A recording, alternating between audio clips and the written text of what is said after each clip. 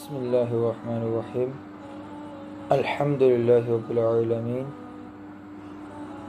الصلاۃ والسلام علی سید الانبیاء والمرسلین اما بعد اعوذ باللہ من الشیطان الرجیم بسم اللہ الرحمن الرحیم کل نفس ذائقۃ الموت صدق اللہ العظیم۔ جیسا کہ آپ جانتے ہیں کہ ابھی رمضان المبارک کہ جو اپنی برکتیں لٹاتا ہوا ہم سے رخصت ہو گیا، اور اس کے بعد اللہ تعالیٰ کا جو ایک انعام مسلمانوں پہ عید الفطر کی صورت میں ہمیں عطا کیا، ہم وہ بھی گزار چکے۔ آج شوال المکرم کی 4 تاریخ ہے۔ آپ یہ دیکھیں کہ جب رمضان المبارک کی ابھی آمد تھی تو یہی امیدیں تھی کہ رمضان آیا، اب رمضان آیا گزر گیا، پھر عید کی کہ جی عید پہ ہم شاپنگ کریں گے، یہ کریں گے، اس طرف جائیں گے، اس طرف جائیں گے۔ 100 انسان کے ذہن میں پلانس ہوتے ہیں، تو اب وہ سب جو ہیں وہ مکمل ہو گئے۔ اب عید بھی گزر گئی، اب پلان ہوگا جی اب عید الاضحیٰ یعنی بڑی عید آئے گی، اس پہ ہم یہ کریں گے، وہ کریں گے۔ لیکن ہم نے یہ سوچا کہ یہ گزرتے ہوئے دن جو ہیں، یہ گزرتے ہوئے دن ہمیں ایک میسج دے کے گئے کہ ہمارا کام ہے آنا اور آ کے گزر جانا، تو جس طرح ہم گزر گئے اس طرح ایک دن تم نے بھی گزر جانا ہے۔ اور دوسری بات کہ ہم نے ان ایام کو گزارنے کے بعد کبھی اپنا محاسبہ کیا، یہ سوچا کہ ان ایام کے اندر ہم نے کیا پایا اور کیا کھویا، کہ جس طرح ان ایام میں خالق کائنات کی عبادت کرنے کا ہمیں احادیث میں بتایا گیا، اس کے مطابق ہم نے ان ایام کو گزارا، یا اپنی نفسانی خواہشات اور اپنی دل کی خوشی کو حاصل کرنے کے لیے انہیں پس پشت ڈال دیا۔ کیوں کہ یہ جو دنیا ہے نا، دنیا کی محبت یہ ہمیں اس طرف آنے ہی نہیں دیتی۔ ہمارے اسلاف کی طرف ہم دیکھیں تو وہ ہر دن ہر لمحہ اس بات کو مد نظر رکھتے تھے کہ یہ گزرنے والا لمحہ کیا خالق کائنات کی اطاعت و فرما برداری میں گزرا، یا اس لمحے میں ہم سے خالق کی کوئی نافرمانی ہوئی اور یہ ہمارے لیے وبال جان نہ بن جائے۔ حضرت سیدنا عمر فاروق رضی اللہ تعالیٰ عنہ، حضرت ابوبکر صدیق رضی اللہ تعالیٰ عنہ 10 مبشرہ صحابہ میں سے، اور وہ صحابہ کہ جنہیں اصحابہ کرام کے اندر سب سے افضل درجہ حاصل ہے، انہیں خلفائے راشدین کے نام سے جانا جاتا ہے۔ ان کا عالم کیا ہوتا تھا کہ رات کو دیے کو جلا کے تو اس کی جلتی ہوئی آگ پہ اپنے ہاتھ کا انگوٹھا رکھ کر یہ کہتے کہ اب بتا تو نے آج کے دن میں کیا عمل کیا۔ حالانکہ وہ 10 مبشرہ صحابہ میں سے ہیں کہ جن کو آقا علیہ السلام نے دنیا میں جنت کی بشارت دے دی، لیکن اپنے نفس کی اصلاح کا عالم کیا ہے کہ یہ محاسبہ کرنے کے لیے اس تپتی آگ کی کرن پر اپنے جسم کے حصے کو اس بنا پر رکھتے تاکہ تجھے اس تپش کو برداشت کرنے کی قوت ہے تجھ میں یا نہیں۔ اگر اس کو برداشت کر جاؤ گے تو آگے جہنم کو بھی برداشت کر جاؤ گے، اور اگر اس کو برداشت نہیں کر سکتے تو یہ یاد رکھنا کہ وہ آگ کہ جو چمڑے اکھیڑ دیتی ہے، جو ہر اس کو جلا ڈالتی ہے، انسان جل کر کوئلہ ہو جاتا ہے، اس آگ کو کیسے برداشت کر سکو گے؟ بلکہ میں نے تو یہ پڑھا تھا کہ وہ 70 گنا بڑھ کے اس آگ سے اس کی تپش ہے۔ جہنم کی آگ کی جو تپش ہے وہ دنیاوی آگ سے 70 گنا زیادہ ہے. تو اب اس پہ اپنے جسم کے حصے کو رکھ کر اس کی تپش کو برداشت کرنے کا مقصد کیا تھا؟ تاکہ گناہ کی لذت جو ہے وہ دل سے جاتی رہے. اور یہ عمل روزانہ کرتے تاکہ آج کے دن میں اگر کوئی لغزش ہو گئی بتقاض بشریت تو آئندہ اس سے اللہ تعالیٰ کی عافیت سے بچا جائے، اللہ کی عطا سے بچا جائے. لیکن ہم یہ سوچیں ہمارا عمل کیا ہے؟ ہم نے کبھی یہ سوچا کہ ہمیں بھی ایک دن اس دنیا سے جانا ہے؟ حضرت علی المرتضیٰ کرم اللہ وجہہ الکریم جب بھی کوئی جنازہ جاتا تو اس کے ساتھ جاتے اور تدفین کے بعد اس قبر کے سرہانے بیٹھ کے تو خوب گریہ وزاری کرتے. ایک دن ایک صحابی رسول نے آپ کو دیکھا، عرض کیا یا علی المرتضیٰ کرم اللہ، یہ آپ کا کوئی قریبی رشتہ دار ہے کہ آپ اس کے سرہانے بیٹھ کے گریہ وزاری کر رہے ہیں؟ تو آپ نے کہا کہ نہیں، اس سے میرا کوئی نسبی رشتہ نہیں ہے. تو جب وجہ دریافت کی تو فرمایا کہ میں تو اس بات پہ رو رہا ہوں کہ یہ جس طرح دنیا سے چل بسا ایک دن مجھے بھی اس گہرے قبر کے اندھیرے میں اتار دیا جائے گا، اور یہ تو آ گیا، یہ تو کامیاب ہو گیا، میرا کیا بنے گا؟ میں کامیاب ہوں گا یا ناکام ہو جاؤں گا.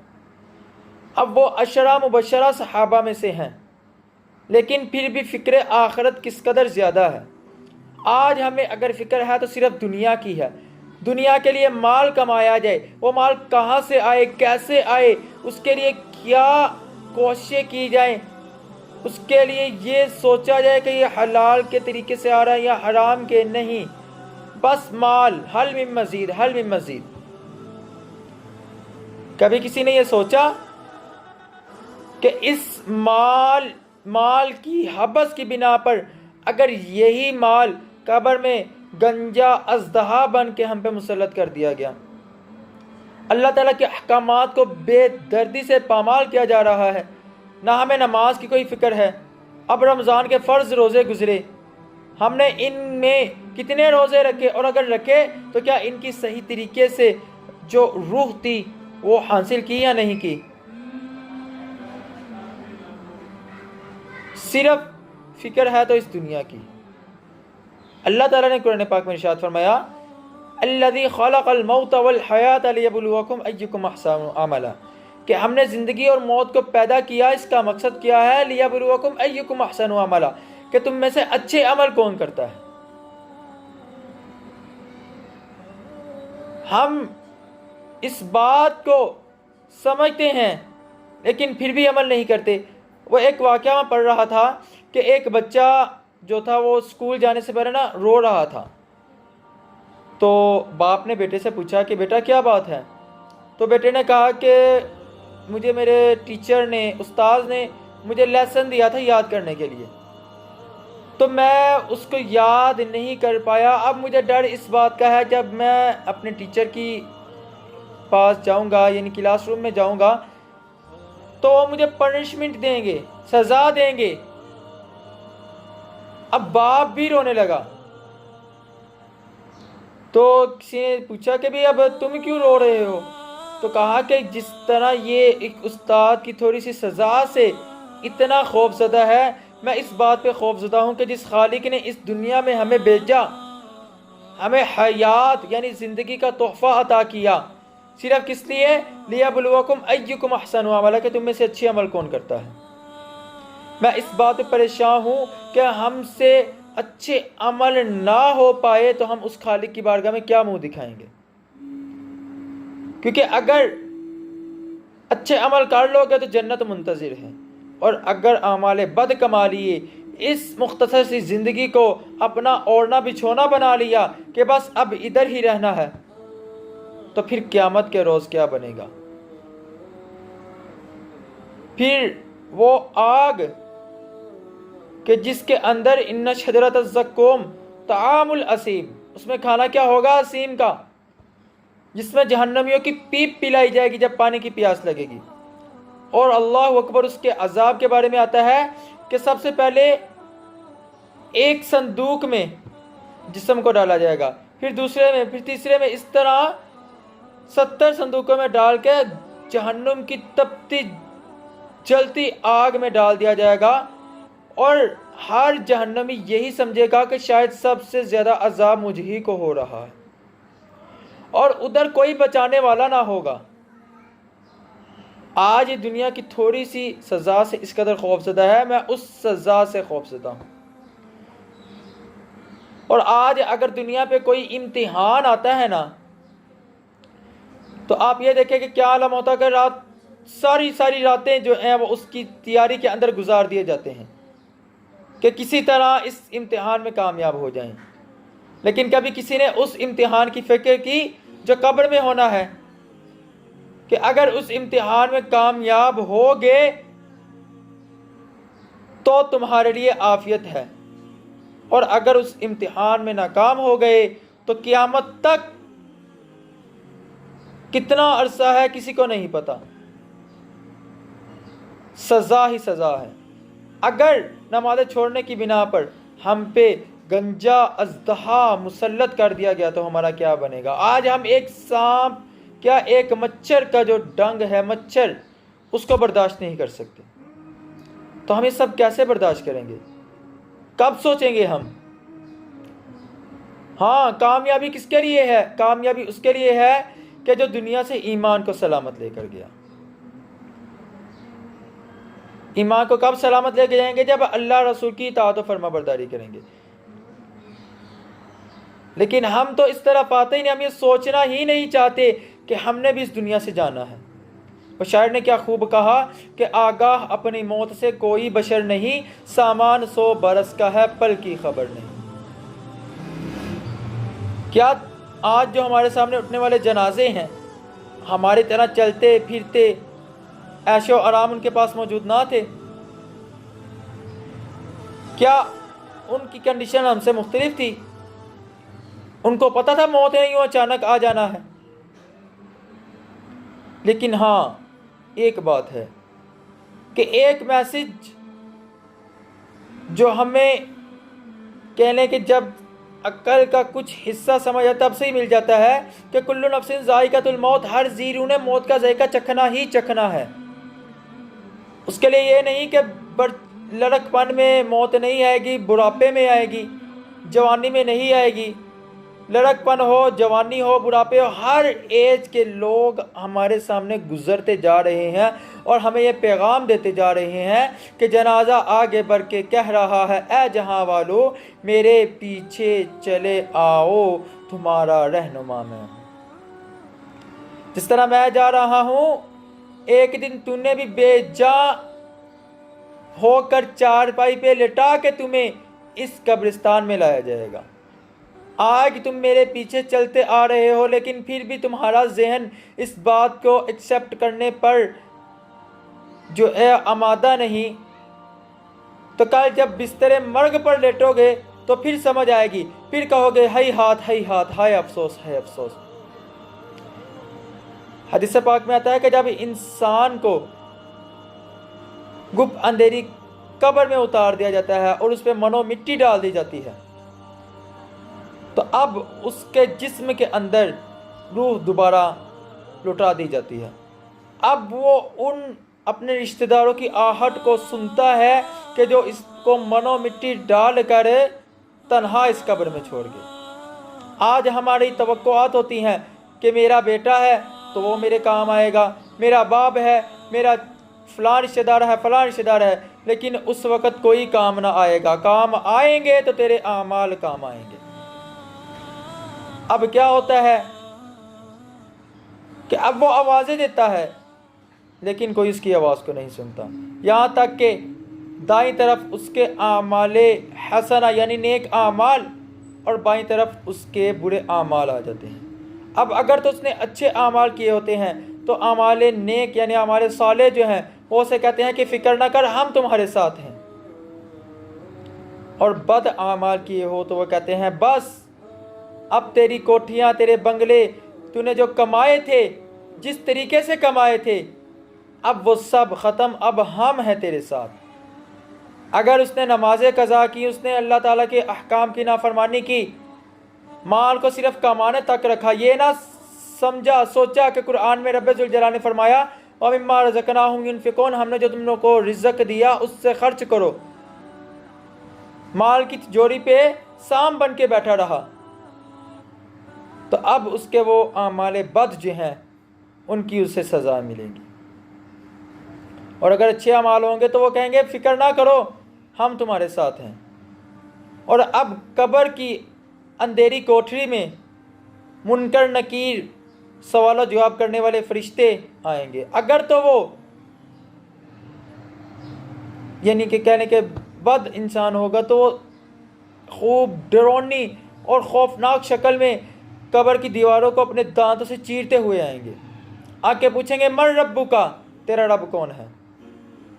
تو وہ جس نے دنیا کے اندر صرف ایک ہی بات کی، میرا خالق ہے تو اللہ، میرا مالک ہے تو اللہ، اور صرف زبان سے اقرار نہ کیا بلکہ سجدے میں جا کے اس کی وحدانیت کا اقرار کیا، اس کے رسول کی اطاعت و فرما برداری کر کے بتایا کہ بے شک زمین و آسمان کے اندر معبود ہے تو اللہ، اور اس کے خاص رسول ہیں تو محمد رسول اللہ، تو وہ کہے گا ربی اللہ، میرا رب اللہ ہے۔ اور اگر وہ بد انسان ہوگا، اللہ کے احکامات کو چھوڑنے والا ہوگا، تو وہ کیا کہے گا ہی ہاتھ لا ادری، ہائے افسوس میں نہیں جانتا۔ پھر دوسرا سوال کیا جائے گا ما دین کا، تیرا دین کیا ہے؟ تو جو آقا علیہ الصلوۃ والسلام کی شریعت پہ چلنے والا ہوگا، دیگر انبیاء کرام کی شریعت پر چلنے والا ہوگا، وہ کیا کہے گا دین الاسلام، کہ میرا دین اسلام ہے۔ اور جس نے اسے دنیا میں برا سمجھا، جس طرح آج ہندو جو ہے وہ کیا کہتے ہیں کہ ہم مسلمانوں کو اپنے اس ہندوستان سے نکال دیں گے، اس قدر اسلام کو تو برا سمجھتے ہی ہیں، لیکن اسلام کے ساتھ اٹیچ جو اللہ کے بندے ہیں ان کے ساتھ اتنی نفرت کرتے ہیں۔ پھر ان کا کیا جواب ہوگا ہی ہاتھ لا ادری۔ اور پھر تیسرا سوال ہوگا آقا علیہ السلام کی نورانی صورت دکھلا کے پوچھا جائے گا ما کنت تقول فی ھذا الرجل، اس شخصیت کے بارے میں دنیا میں کیا کہتے تھے؟ عاشق مصطفیٰ کیا کہے گا؟ وہ تو قدموں میں گر جائے گا اور کہے گا کہ مر کے پہنچا ہوں یہاں اس دل ربا کے واسطے۔ اے فرشتوں مجھ سے کیا پوچھتے ہو؟ میں تو دنیا میں صرف یہی تمنا کرتا تھا کہ جلد اس موت کے اور میرے درمیان جو ایک دروازہ ہے وہ کھل جائے اور میں قدم مصطفیٰ صلی اللہ علیہ وسلم جا کر آقا علیہ السلام کا نورانی مخرہ دیکھ لوں۔ اور جو بدبخت دنیا میں بکواس کرتے تھے کہ وہ تو ہماری طرح کے بشر تھے، انہیں تو معاذ اللہ ثم معاذ اللہ کچھ بھی علم نہ تھا، اور اللہ معاف کرے بکواسات کرتے تھے، وہ کیا کہیں گے ہی ہاتھ لا ادری، ہم نہیں جانتے۔ تو بس جو غلام مصطفیٰ ہوگا اس کے لیے کہا جائے گا نم کل عروس، اب سو جا، جس طرح شادی کے دن پہلے دن کی جو دلہن ہوتی ہے وہ سو جاتی ہے، تو اب سو جا قیامت کے دن تک۔ اور ایک روایت میں آتا ہے کہ اب وہ قیامت تک، یعنی جب تک قیامت نہیں قائم ہوتی، وہ اس دلہن کی طرح سو جائے گا، اس کے لیے جنتی بچھونا لایا جائے گا اور جنتی ملبوسات اسے عطا کیے جائیں گے۔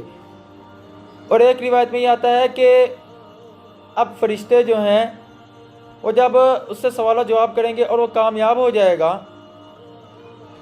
تو اس کے لیے جنتی کھڑکی کھول دی جائے گی، جنتی ہوائیں آئیں گی، اس کے لیے جنتی تخت بچھا دیا جائے گا۔ اور جو ناکام ہو گیا اس امتحان میں، جو صرف دنیاوی امتحانات میں لگا رہا، بس دنیا دنیا دنیا، اب اس کے لیے جہنم کی کھڑکی کھول دی جائے گی۔ اور جس طرح اس نے نمازوں کو بے دردی سے چھوڑا ہوگا تو اب اس پہ ایک گنجا اژدہا مسلط کر دیا جائے گا۔ اس کا کام کیا ہوگا کہ اب وہ فجر کی، اگر اس نے نماز چھوڑی تھی، وہ فجر کے وقت اسے ڈسے گا یہاں تک کہ وہ زمین میں دستا جائے گا، پھر ظہر کے وقت اوپر آئے گا، اب ظہر کی بھی چھوڑی ہوگی، پھر وہ اسے ڈسے گا، پھر وہ زمین میں دستا جائے گا، یہاں تک کہ یہی عمل اس کے ساتھ قیامت تک ہوتا رہے گا۔ اور وہ لوگ جو زمین پہ اکڑ کے چلتے ہیں، جب قبر کی اندھیری کوٹری میں جائے گا تو یہ قبر اسے اس طرح دبائے گی کہ کریم آقا علیہ الصلوۃ والسلام نے فرمایا کہ جس طرح انگلیوں کو ایک دوسرے میں داخل کیا جائے اور انگلیاں ایک دوسرے میں داخل ہو جائیں، ہڈیاں اس طرح اس کی چور چور کر دے گی، وہ قبر جو ہے آپس میں مل جائے گی۔ تو اللہ تعالی